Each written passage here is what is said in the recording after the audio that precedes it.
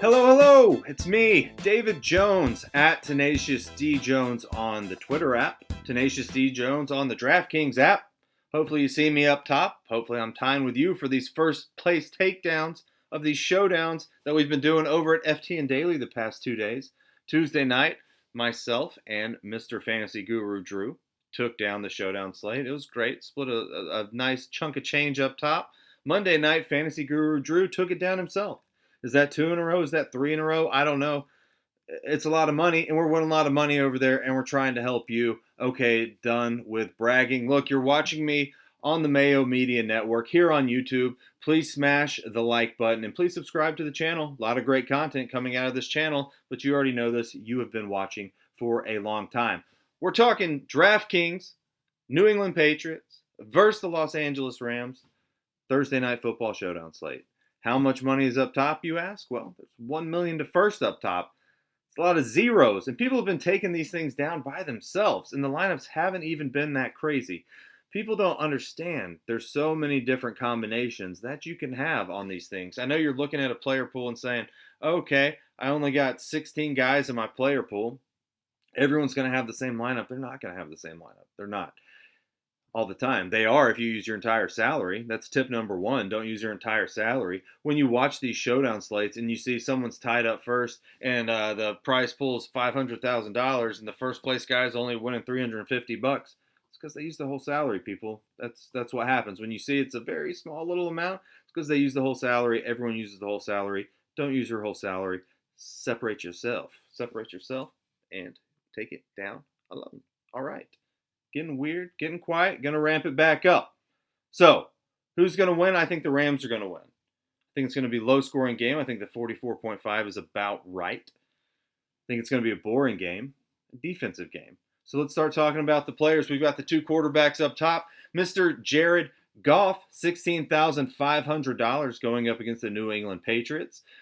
Thing about DraftKings is you don't typically want to pay all the way up for the quarterback. Last night, Lamar Jackson won, but I'll tell you the reason Lamar Jackson won at the captain spot last night. It's because Dez Bryant was ruled out, and all these super cheap guys, $800 guys, became in the player pool. And so when you have guys that cheap coming into your player pool, that allows you to spend up and get a guy who, like Lamar Jackson, just completely went off last night. That's great. But it easily could have been Sean Boykin in the captain spot that took it down if you got a little more from like Zeke Elliott, if you got a little more from Andy Dalton. You typically want to spin down and find a value guy or a pass catcher on DraftKings. It's usually not the quarterback. I do not think it's going to be the quarterback tomorrow night or tonight, whatever day you're watching this. So I'm not going to roster Jared Goff at captain. I'm happy to have him on my team. Pair him with a wide receiver. You would think to pair him with the captain, right? If I want to play Cooper Kupp at captain, you would think that you want Jared Goff attached to that. That would make a lot of sense. Unless it's just like a classic Cooper Kupp game where he goes out and catches 12 balls and doesn't get in the end zone. You don't necessarily need Goff. Overall, I do find it to be the right way to pair your MVP with your quarterback. It didn't win like once or twice this year, but overall it usually wins. So you can do that. Anyways, I'm not going to be playing Jared Goff at the captain spot. So underneath him, you have Cam Newton, who's going to be calling his own number at the goal line. We know this. You've got Damian Harris, who's finally stepping up. I mean, I'm not going to tell Bill Belichick he knows how, or he needs my advice on how to coach. But Damian Harris should have gotten more playing time last year for sure, in my opinion. Again, not Bill Belichick. He knows way more about it than I do. But Damian Harris is a good football player.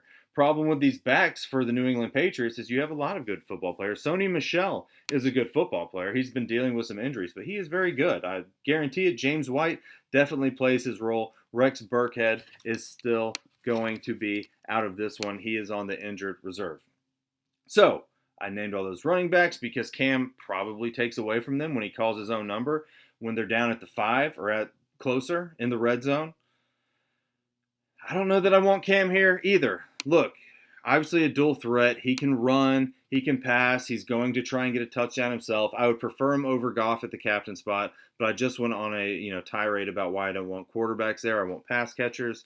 If I was going to take one of the quarterbacks, it'd be Cam. If I have to choose between one of these quarterbacks at the flex, it's probably going to be Cam. Cam does have a questionable tag for an abdomen injury. He was a limited participant on Tuesday's practice, but he should play here. If he doesn't, then I guess we're looking at Jared Stidham for probably really cheap. I don't even see him. What is he, 9,000 at captain? Forget I said that. It's probably going to be Newton. Underneath Newton, skipping those at the captains, Cooper Kupp against the Patriots.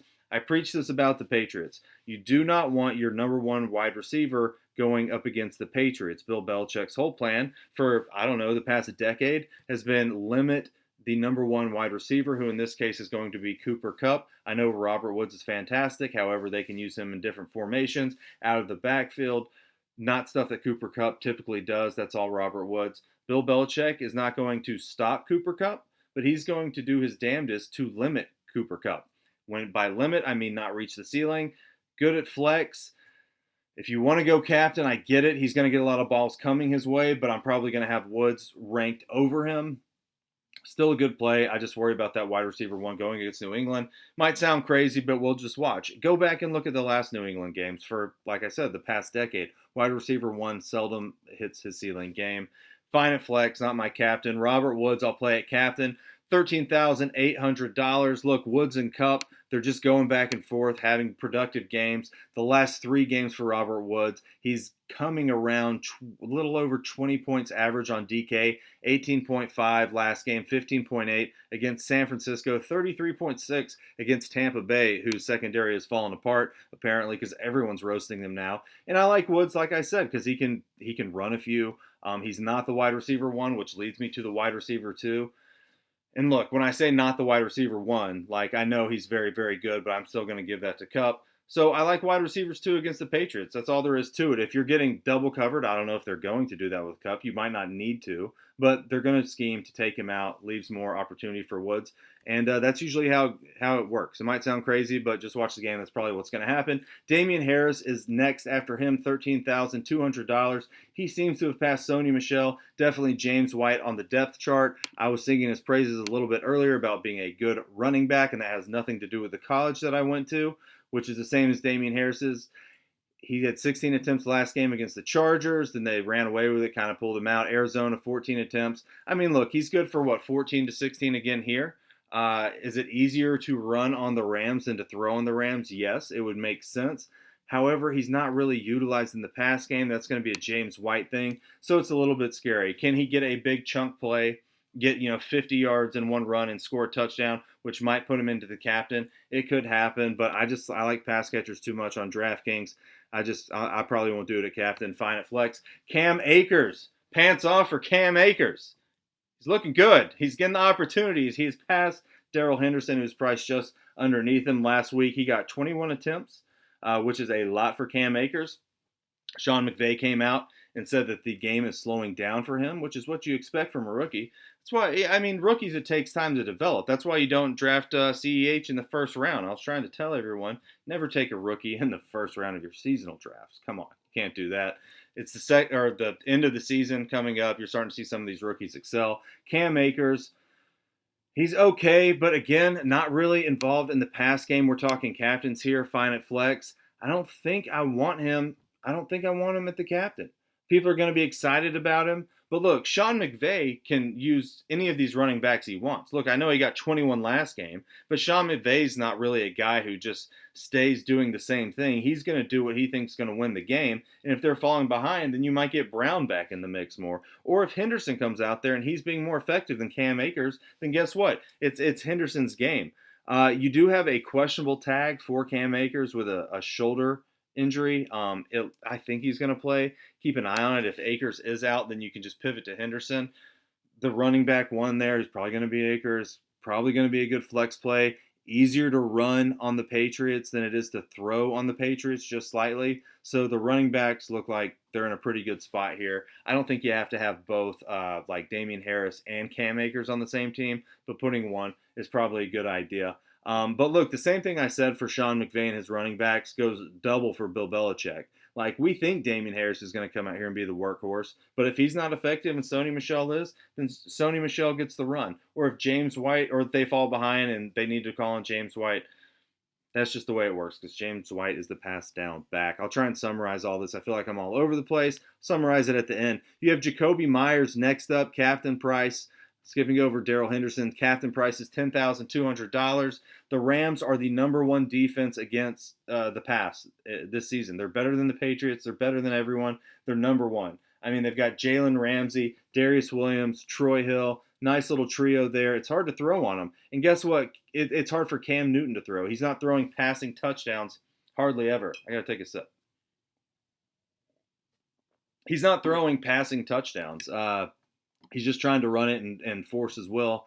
And there's not going to be a lot of catches going around for these guys. They're going to need a long bomb. I don't think I want any of the Patriots wide receivers at the captain spot. I'm looking at these Rams guys in the captain spot. I'm looking at Woods, Kupp behind him, maybe Josh Reynolds, maybe one of the tight ends, Higbee or Everett. And that's about it. I'm not going to play any of the Patriots, I don't think. So, yeah, we're not going to be playing Jacoby Meyers at the captain. You probably need one New England Patriot at your flex position. He would make sense. I guess you can go there. You can go with Bird. You can go with N'Keal Harry. We'll talk about the others when we get there.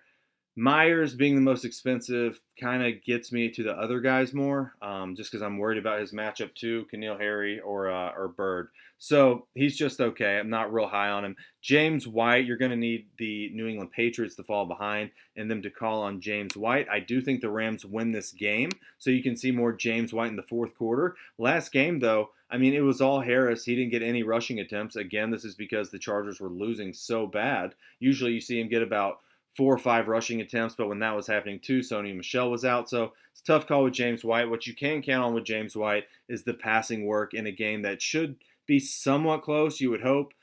And if they're from behind, you need James White. 6,400. You could do a lot worse at the flex than that. Like him at flex. Not really a captain. Moving on down, Josh Reynolds, the wide receiver 3. I was talking about you do not want the wide receiver 1 against the Patriots because it's just tough, which leaves Woods and then Josh Reynolds. So Josh Reynolds, look, he's a guy kind of boom or bust. He can pop like he did up against Seattle, 17.4 DraftKings points, or he can bust like he did against Arizona with 3.1 DraftKings points. But you need to pay down and find the best value at the captain position. Look, if it was an easy thing to do, everyone would be able to do it. You need to find the guy who's going to have the ceiling game. And I like to go wide receiver 2, wide receiver 3 against the Patriots. That's how I do it. It's worked for me in the past. Hope it works tomorrow for you guys if you follow this advice.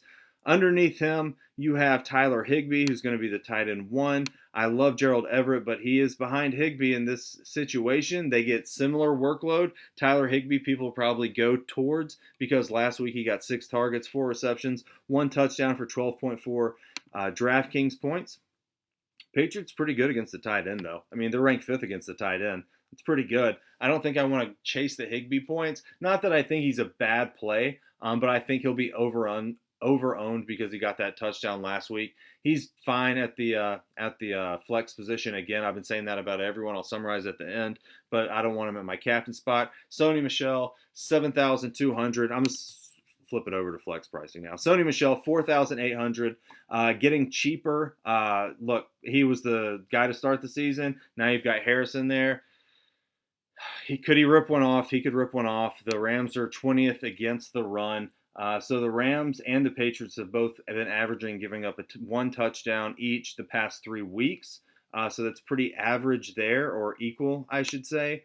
You can see Michel get in here for 10 attempts, maybe 11, 12, maybe 1 or 2 targets in the pass game. Can he have a ceiling game? He can. Is he a good running back? He is. You're worried about that workload. So if I've got 6 running backs to choose from in this game, which I do, I mean, I've got Damian Harris, I've got James White, I've got Sony Michel, Cam Akers, Gerald Henderson, and Malcolm Brown. It's tough. You want to follow that volume. And when I know that there's 6 guys splitting volume on these teams, it's tough to trust one of them. So you're just gonna have to choose a guy. I think Sony Michel is cheap enough to play. I don't want him with Damian Harris. So who do I prefer? Damian Harris. But if I have $5,000 left over, I would play Sony Michel. I'd feel okay about it. The Rams D is up next, 4,400. Then the Patriots D, 4,200. Patriots D is going to be overowned because they put up 31 points or something ridiculous last game. Are they in a good spot? They're in an okay spot. I think the Rams are in a better spot. I would prefer the Rams here, $200 more, and they're going to be lower owned. And I think the Rams win. Cam can turn it over. I don't think Cam's going to be able to pass like Jared Goff's going to be able to pass. I like Jared Goff's receiving options better. And the running backs, about the same. I definitely like Goff's tight ends better. You have Ryan Izzo dealing with a neck injury, I believe. He's questionable, limited participant in practice, but he doesn't do anything anyways, ever, so I wouldn't play him. I prefer the Rams over the Patriots. There you go. Do you want to take a shot and put him in the captain spot in a low-scoring game? Maybe. Maybe if I do 100 lineups, maybe I'll do it in 5 of them. That's not really advice. That's just me thinking out loud here. Looking down, Matt Gay, $3,800 going against the Patriots. That's the kicker for the Rams. He's fine. I mean, look, you're probably going to want to play one of these kickers. One of the kickers from one of these teams, just because I think it's a low-scoring game, and I find that kickers are usually on the winning team, but not 2 kickers. I just want 1 kicker, not 2. I think I prefer Matt Gay. I think they win, and I think the Rams move the ball a little bit easier. Gerald Everett, the backup tight end. I guess you would say for the Rams, Higbee's going to start, but Everett, like last week, Higbee got in the end zone, but Everett 7 targets, 6 receptions, 44 yards. He's just as good as play as Higbee. I actually prefer him over Higbee. I just like what I see out of him. He looks quick. His hands look good. I know he gets a bump down with Higbee back, but look, if anyone can catch a touchdown here, we're talking showdowns. I like Gerald Everett over Higbee, and I would play him in my main lineup. I like him that much. Van Jefferson for the Los Angeles Rams got him a touchdown recently 2 weeks ago. With that touchdown, though, only 7.7 DraftKings points, but that appeared to have got him more involved in the offense because he got more targets last week than he has the entire season besides going up against Philadelphia in week 2. He's cheap enough to definitely play $2,600. I told you I like wide receivers that aren't the top guy going against the Patriots. He's getting more snaps, getting more targets. He's okay. I wouldn't play him with Josh Reynolds, I don't think. I tend to... Is that right? Let me make sure I'm telling you right. I don't think I want to play him. You can play him with Josh Reynolds. I take that back. He typically comes in and plays where Cooper Kupp's playing, but Cooper Kupp's on the field so much. He's kind of subbing in with Josh Reynolds too. So the reason I'm confused about that is because I usually don't play the guy who subs in for the starter on the same team. Like I usually avoid that. I make a rule to separate them. But in this case, I'm going to let it slide because Kupp and Woods will be on the field essentially the whole time. And Josh Reynolds and Van Jefferson probably sub in for one another. I think that's right. You can play them both on the same team. Probably limit your wide receivers to 2 for each of these teams. That's what I think you should do here. You only have 6 positions. One of those would be a quarterback, 2 wide receivers, yeah, that should be the max. You're not playing 3. The defenses are too good. You can throw in a defensive kicker, a running back, whatever else you feel like you need to do. Let's see, Malcolm Brown, 2,400. Probably not. Probably not. Rams are going to have to be trailing where he'd get more involved. Cam Akers is really taking over that role. I see him getting a few targets here, probably not getting in the end zone. Hopefully Sean McVay doesn't have a play drawn up for him. N'Keal Harry is $1,800. He's too cheap. He's a great value play. He's going to be starting for the Patriots. And look, he's hit or miss too. 10 points last week, minus a point the week before, 10 points, 1 point. He's too cheap though. $1,800. Is that what I said? $600. He's too cheap. $1,800. Too cheap. Too cheap. Below him, not a lot of other people that I'm interested in. Look, you've got Damiere Byrd down there. He's also too cheap. I guess the wide receivers for the Patriots are so cheap because 1, Cam Newton can't throw touchdowns, and 2, the Rams defense is good. Damiere Byrd or N'Keal Harry probably have at least one of them in your lineup. They're both way too cheap. $1,800 and $800. It's way too cheap. If I have to choose one, I think I'm going to go with Harry. There. Looking down, Dante Moncrief, no. Isaiah Ford, was hoping he would be doing more. On the Patriots, he came over from the Miami Dolphins. Quick guy. Cam's not throwing touchdowns. I don't know. You can take a shot. It's a showdown. He's only $200. He's gotten 3 targets the last 2 weeks. Looking down, is there anyone else? I don't think so. So look, the strategy for this one, play one of the quarterbacks. Play one of those cheap New England tight ends. I think you want to play Woods or Reynolds. Kupp is good. Kupp's going to get his catches, but I think Bill Belichick focuses on him a little bit more. If I had to choose one running back, I think I'm going to go with Cam Akers with Damian Harris following him. If I want to take a punt at running back, it's probably going to be White for the Patriots because I think the Rams win, and I think they have to play a little bit of catch up. A little bit of catch up. I liked White better when Tom Brady was checking it down to him, but still, same role. What else is there here? Oh, nothing. That's what's left. So, check out, my captains. That's what it was. Favorite captain is going to be Robert Woods. Second is going to be Cooper Kupp. Then I'll go Josh Reynolds. I'm going to get away from the quarterbacks. I'm just going to go with the Rams. I hope it works out. I think it's a tough game. I think it's a low-scoring game. If you want to take a shot on a defense, go for it. A kicker, probably not. They're not going to pass the quarterback, and the defense would have to get awfully lucky. Woods, Kupp, Reynolds. Those are my guys.